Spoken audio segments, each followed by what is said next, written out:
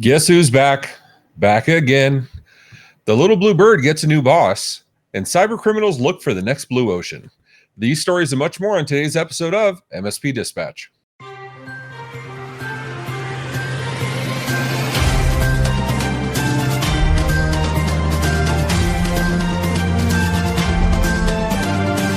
This episode is presented by MSP GeekCon 2023, a conference for MSPs by MSPs.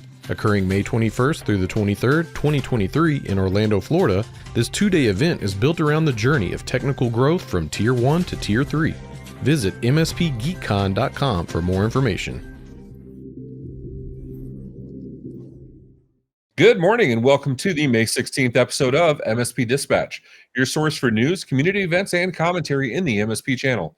I'm Ray Rossini, joined as always by my co-host, Mr. Tony Francisco. How you doing, Tony? Excellent, Ray. Excellent. What an amazing. We just got through Mother's Day. We jumped into the week. All kinds of news hit the channels. What's going on with you? I got another toy. I'm sorry. Literally, when you speak Amazon alert, we need to temporarily suspend your account for 90 minutes. And they started sending an email every month of like, this was your spending last month for our Business Prime. Stop it. I get no end of shit for finance. Stop it, Bezos. It's not funny. So I got these things. This is actually from recommended by Alden in our Discord. These are AR glasses, but they look like the cheesy, I'm going to do an unboxing video, but they look like the cheesy Ray-Ban glasses. Like the plastic ones, right? Like the old school, like the ones with the little silver thing on the side. They look like that. So they're incredibly unassuming, but they have full AR. So it's a 120-inch screen at 9 feet is basically what it boils down to, with like a 60-degree viewing angle or something like that with head tracking. Yeah, pretty amazing. Not perfect, but pretty amazing. And Tony's already Googling. I'm you know what? So I got the 85-inch screen, the really, really nice one. And it is beautiful. And the argument internally was, no, we don't need a TV that big. Now we have it. And we're like, this is amazing. And I'm like, it's more amazing. That 105 that just came out. That's what's more amazing. Yes. Now, exactly. And you're saying it's even bigger than that. So it's 120. No, and here's the best part. So my sleep schedule, my wife's sleep schedule are not the same. I used to work midnights. I used to be a DJ. Like I am a night owl. It's not her, and she used to be a preschool teacher. So you can very different sleep schedules. So even when we go to bed, I mean, our bedroom's only so big, and it's I think we have a 75-inch in the bedroom or 65-inch in the bedroom. Is that all? But you're watching anything and it lights up the whole room. Absolutely. So yeah. So I think, and I have VR headsets, right? I showed you the Oculus 2 a while back. I have the PlayStation 1. I have the original, I have like the Samsung Gear VR. The problem is those are all bulky. This is just a pair of glasses like this that you just put on a little USB cord behind you and you're golden. That's all it is. So I mean, just to be clear, we have literally seen these in the movies for decades. And so now you're saying that you actually have one, and the only delta between what we've been dreaming about this time, and you should, like, you can literally, as it's coming out, you can put the saliva, look, and you even got a camera, a vertical camera. What is going on? What kind of show is this going to be? I got it. You know why I got to do it this way? So when I rebox it for the video, I know how it went. That's funny. That is funny. But I'm just going to show you these for size. These are those are normal glasses. I am calling no, those they're are not a little thicker than normal glasses, but not by much, and not obnoxiously so. So, but we'll have the unboxing video. We'll post it in Discord before we put anywhere else, so everybody there will get to watch the video. But for now, why don't we get some news stories going? Let's get into the news.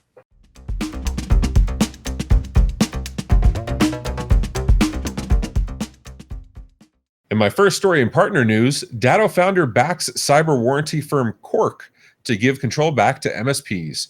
written by CJ Fairfield on CRN. Datto founder Austin McCord and former Datto chief digital officer Carlson Choi have launched Cork, a cyber warranty company aimed at giving control back to managed service providers.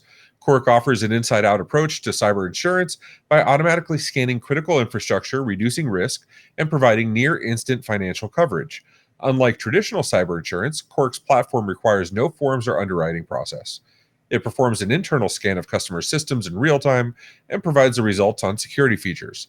MSPs can easily add Cork to their existing security stack, eliminating the need for insurance salespeople or brokers. The platform focuses on ransomware and spear phishing attacks and aims to help MSPs in the event of an attack instead of finding reasons to deny coverage. Cork has received $6 million in seed funding and is backed by DVX Ventures, Outsiders Fund, and Vestigo Ventures. It partnered with Barracuda Networks to bundle its offering with fully managed XDR to provide a comprehensive solution exclusively for MSPs, offering efficiency and rewards and doing the right thing. Tony, notice they say warranty, not insurance, right? Because insurance, like when you say partner that carries a fiduciary responsibility, insurance has its own requirements and rules and laws. They are saying warranty, which anybody could offer a warranty. You and I could offer warranties if we wanted. MSP Dispatch warranties coming in July 2023 now. Is this the playing on the fear of insurance companies won't pay out? And so we're going to self-insure ourselves, which is what organizations sometimes do. And because they're selling to others, you can't sell insurance without a license. So they're selling warranties. Is it a distinction that matters? I think they're playing on the words. And I think there's a lot of solace in what they're choosing to do. I think that it's like throwing out strange facts during these shows. Do you know that one horse has around 15 horsepower? Think about that for a second. And you're saying, well, that doesn't make any sense. I think what's happening though, counterintuitive. It is so it doesn't make any. It's going back to the dehydrated water. It's you're saying something that doesn't really. Okay, fine. We're saying something to say something, and maybe that's what's occurring here. Maybe they're looking for the warranty. As opposed to the advice, as opposed to the counsel, as opposed to the guidance, as opposed to the, hey, here's the security Sherpa program, which it could end up being, by the way, which still eliminates the insurance tagline, which associates liability. So maybe that's the case. And I'm really, really curious because let's just be blunt. I really like Austin. I always have from the beginning, the genesis of Datto, what he's turned it into. He's helped quite a few people in the field. One of my friends, one of the Datto Partners of the Year, ended up getting into a horrible motorcycle accident and was paralyzed from the neck down. Datto jumped in personally, or Austin personally, to donate quite a bit of money to him and his family. These are just good people from the topical perspective, but business is business, which goes back to this. What are the ramifications of this? And frankly, is this for the betterment of the community? What are your thoughts? Do you think this is going to be something that we all need? Is it just piecemealing things that we already have? Or are we taking the first step forward into, frankly, cautiously a positive direction? So I'm not a fan of government overreach. I'm not a fan of too many chefs in the kitchen. But the one thing insurance has going for it is regulation. If an insurance company doesn't do something or does something they're not supposed to, there is recourse. You can go to agencies and say, my insurance company did something that's against the law. I want you to do something about it. And there's organizations that oversee insurers and underwriters. With this warranty, it's the Wild West. And I think this actually might give less protection to the MSP and to the client. Insurers need a nice big war chest to fund things when things go wrong. They're required to keep a certain amount of funding just in case, based on the number of insured parties they have out there. So who's doing the same for the warranty? They're saying they're going to help you in the case of IR. They're going to help you in the case of an incident. But if they say, nah, we don't want to, or we change our minds, who's going to hold them to it? Besides the civil claim for the contract, but that's civil. That's not the same thing. I want to know where he takes this. I mean, I again, big fan of what he's created before. He may be onto something that we just don't see those colors, the color palette. He's got the 128 pack Crayola pack, and we're still stuck on our 9 pack. So maybe he's seeing things that we just don't see yet. I'm interested. Or maybe the MSPs see it. They could tell us in the comments or in Discord, and we can continue the conversation. I'm definitely interested. Austin's a smart guy. I'm definitely interested to see where this takes us. So, and I'm sure we'll be able to follow Austin's progress on this in Twitter, right? Because that's what you do on Twitter. You follow Elon and you follow Austin McCourt.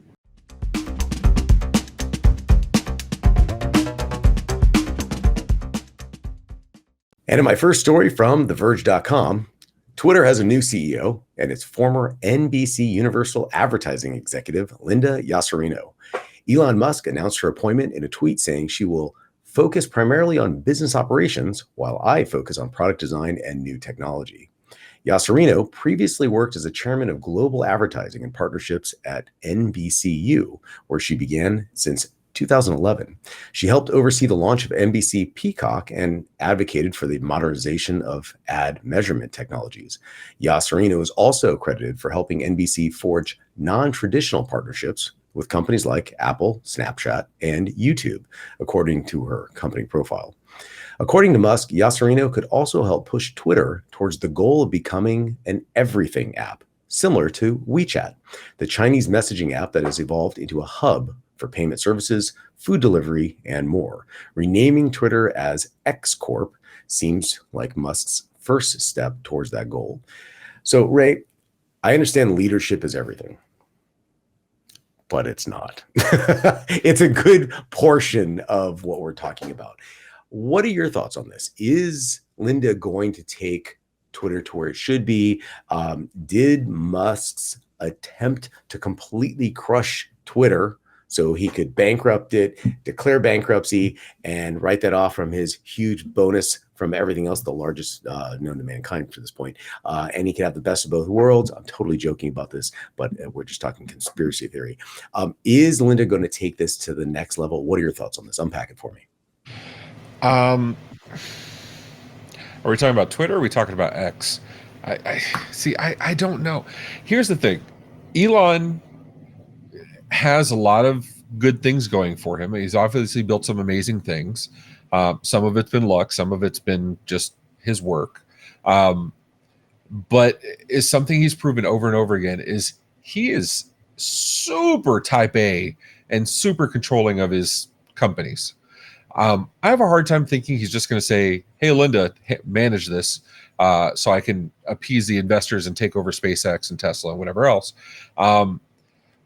I wonder if this was just not a move to put in a paper CEO where he retains the marionette strings in the background, but it appeases the investors because now he's not spread too thin, right? I have a hard time believing Elon hands over the reins to anybody. And so you're maybe saying this is topically, like just from an optics perspective, you're saying that this is what this person's here for? Do you think she'll have, just throwing this out there, do you think she will have significant impact to the evolution of Twitter? And in this particular case, could it be from advertising, revenue generating, and let him focus on the feature set, the functionality? Or do you think, neither, we're just going to keep it with Elon doing everything in the background with the visual representation of Linda?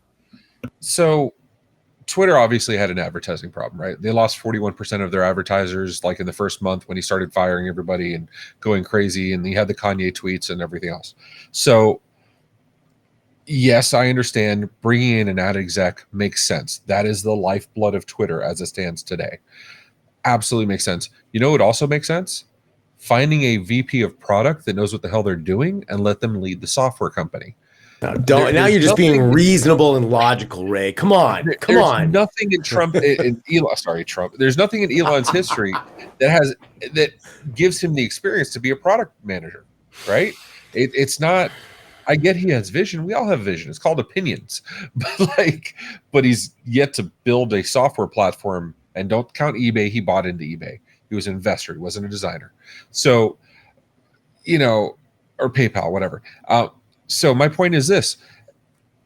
if he's going to put the right people in the right positions, he should do that across the board. Or maybe he shouldn't have fired 300 people. I don't know.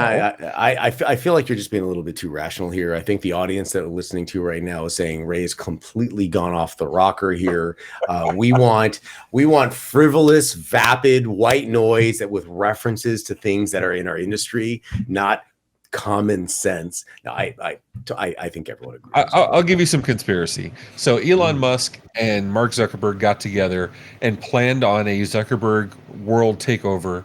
But to appease the antitrust people, he cratered Twitter. Elon cratered Twitter, so it was a shell of what it used to be, installed a new CEO. The new CEO is going to approach Zuckerberg, and Twitter is going to become part of the Instagram, Facebook, WhatsApp family. You heard it here first. Please don't sue us for libel. Okay, that is dark, dark, dark. And hold on, as we go into our next story, speaking of dark, it's incredibly important that everyone understands Ray just talked about the evolution, the adaptation, adapt and overcome a situation. Do you have anything that talks about that, Ray?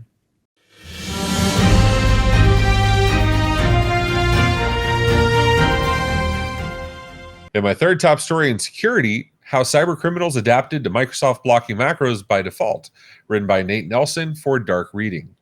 Ever since Microsoft implemented default blocking of Office macros, cyber criminals have had to adapt and find new methods for delivering malware. With macros no longer a viable option, hackers have been experimenting with different attack techniques. Container files were initially used but became ineffective after Microsoft addressed the issue. Hackers then turned to HTML smuggling, PDFs, and even Microsoft's OneNote app as a means of delivering malware. However, no method has been as durable as macro-enabled attachments. This rapid evolution presents both opportunities and challenges for cybersecurity teams. They must stay proactive, develop new detection methods, and update security trainings to educate users about emerging threats. Tony, I mean, it's not MFA, it's not credential stuffing, not MFA exhaustion, it's not smishing. So what do you think about this? Are these, it's the end of macros. Now they got to find another way in. It seems like for the last umpteen episodes of Dispatch, they've been doing okay without macros. It doesn't seem to have slowed them at all. The evolution is everywhere. I am simultaneously saying, hey, listen, we need to evolve and enforce security. Here is that YubiKey to do exactly that. Get stronger, be more security focused. And at the same exact time, we need to overcome security mechanisms that are out there at the exact same time. So, Ray, I'd like to point out that one of these is something I implemented. One of these is something. So we're looking here literally at the dark side, going good and evil right here. So the point I think everyone has to understand is that there's a constant change that's occurring. Macros have been everywhere. There's the new TLDs are coming out. Top level domains are coming out. So like a .com, .net, .gov, etc. So the TLD means everything. And have you seen the .zip that came out? How horrible is that? I was just gonna say.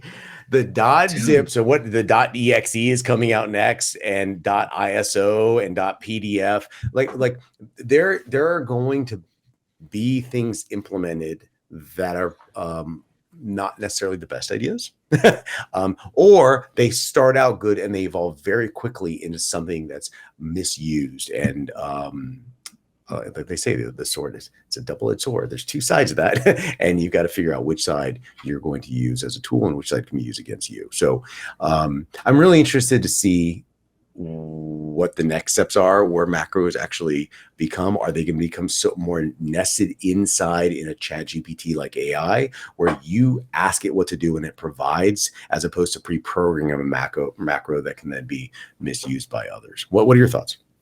I mean, I was just I was working on Google Sheets, and Google Sheets, to enable multiple select on a dropdown, you got to do a little scripting. Now they have a scripting manager, an application manager that it looked a lot like JavaScript. I couldn't tell you, it was close enough to VB script or JavaScript where it was very easy to figure out. Same named references. It was event-based programming. So it was easy. I mean, this is the warranty versus insurance conversation again, right? It's not macros, but there's a scripting language. There's a scripting language in Word today, in Office today. That still exists right now. Hey, you know what we should get into? Notables? We should probably get a notables.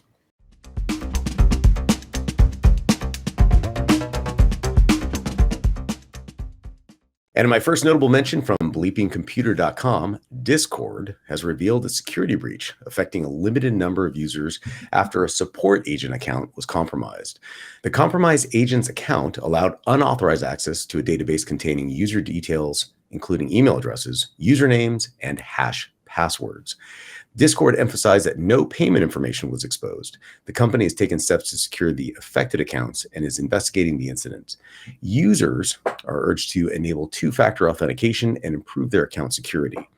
The event highlights the ongoing risk of data breaches, even via indirect channels such as third-party support agents.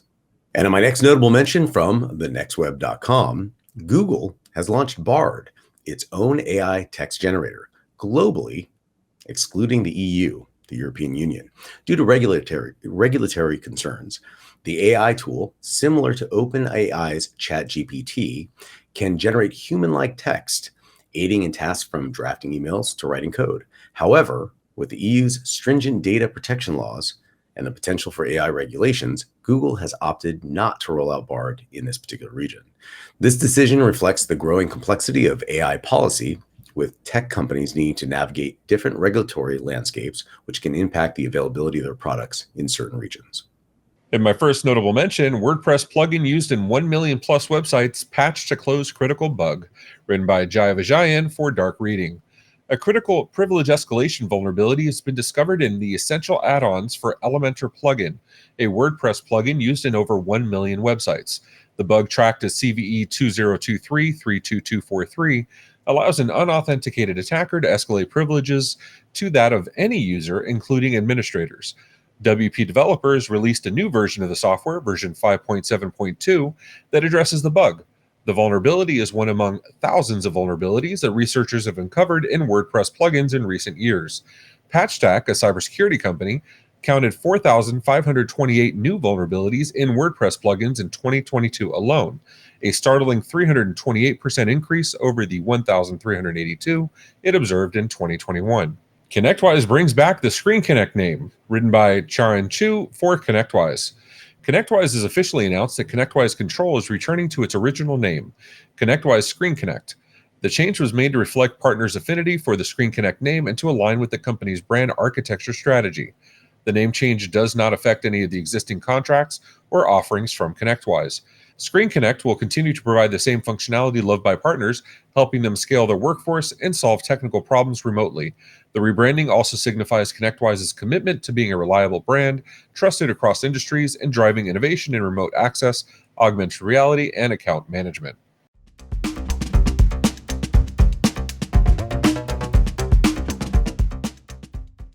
In our resource of the week, 16 ways that Android 14 will subtly improve your phone, written by Sean Hollister for The Verge.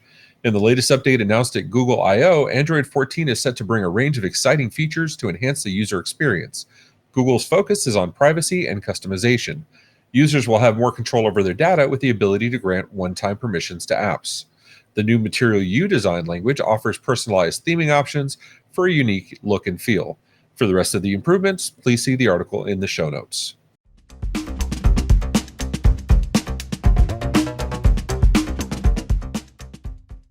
In our community feedback from the YouTubes, Carrie Wagner says, I had an employee once that was making up software features our product didn't have or even close to it. Needless to say, he didn't last long. Maybe they did a brain dump into ChatGPT. Scary.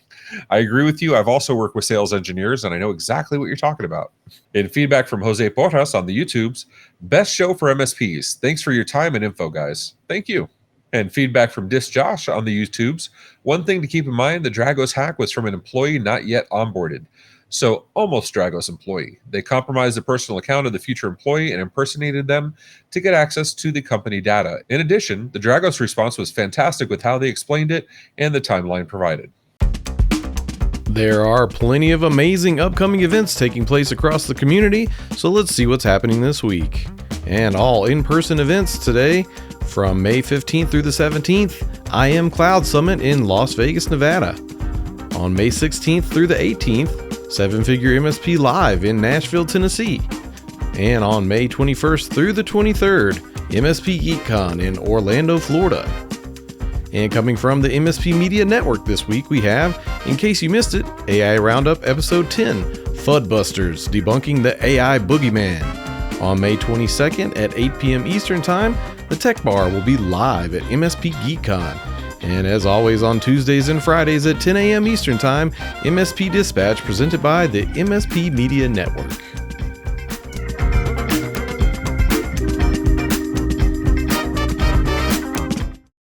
Hey, I'm Powerhouse Ray, And I'm Super Cousin Danny. and we're the hosts of The Tech Bar. Pull up a stool with us every other Thursday at 6:30 p.m. Eastern for drinks, jokes, and games with your friends in the MSP channel.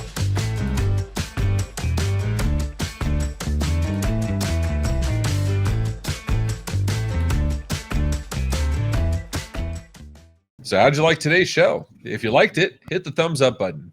If you didn't, you're going to have to tell the kittens why. And if you want to hear more, go ahead and hit that subscribe button on YouTube or your favorite podcatcher. Did you know we also have a Discord where we post stories all week and sometimes cat pictures? You can propose your own stories and even vote on which ones we'll cover. As my friend Rich Banky says, make sure to tell a friend.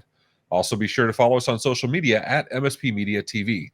Have questions? Email news@mspmedia.tv for answers on the next episode, or leave us a voicemail, 833 MSP Network. Tony, we laughed, we cried. Most of the laughing was from my crying at the cats. I can hear somebody call a medic. Please, I'm losing too much blood here. There was a point where you were reading the notables, and I thank God I was muted because I screamed. You would have been looking for a 12-year-old girl somewhere, like, what happened? And it was absolutely me. Absolutely 100%. Oh, that's awesome. It's a good show. Yeah. It was a good show. I'm hoping that the audience doesn't think any less of me, knowing that I can be taken down by two 2-pound cats. But we brought the news, and that's the important part, right? Hey, speaking of other animals, did you know in Alabama it's illegal to wrestle a bear? I just want to point that out. Did you know in Florida you can't walk your gator with the leash? Wait, real quick, we'll wind it up one more time. Do you know in Pennsylvania you cannot sleep on top of a refrigerator outdoors? It's illegal, just so you know that. Gentlemen, I'm going to break in for 1 second. Did you know that in Ohio, a zebra is considered a horse and not an exotic animal? And recently a guy had his arm bitten off by one because it was okay because it was technically a horse. Of course. And, Of- I mean, nobody can mess with Of course. And with I am that, absolutely proud of that, damn it. And with that, thank you, everybody. Take care of yourselves and each other. be safe.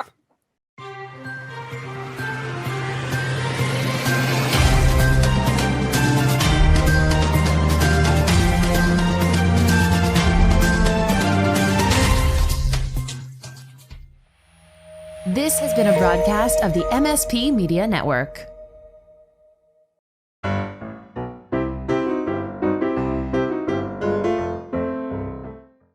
I do. Right now, I'm adapting and overcoming. I have kittens overrunning my Oh my office. so- god! Oh, that is not what I expected at all. I'm like, what has he got there? It's alive! Oh my god, it's alive! What is? I thought you were They gonna hold up think some my leg's a food. cat tree, so forget that there's a cat tree right here, but they think my leg's a cat tree, so I apologize for that. All right, let me find my third story. That would be helpful. I had to do this. If not, he'll just keep climbing on my leg. And by the way, it's not just one. It's two. So anyway, I don't know how you have like the cutest kittens, like you're just holding the cutest kittens, and how you, for the record, I just want to point this out, and it's on video, we've all seen it. You reached back without even looking, grabbed the kitten, picked it back over to you, and were caring for it. It's a kid, you without even looking. Anyway, just want to point. yeah, that out. it's no. So what it is they have little daggers. When they're this small and cute, of course, God gives them basically little Wolverines. So yeah, and so I So have. these you're little losing boogers slowly but all surely over pints of blood in drop my- format. for sure. Oh, from my knee down, my jeans are just blood red. Absolutely. One drop at a time. Yes. This is Nilla, by the way. This is a cream tuxedo cat, which I had never seen before today, or before I met Nilla. That is too and then cute. his sister is Oreo, like Nilla wafers and Oreos.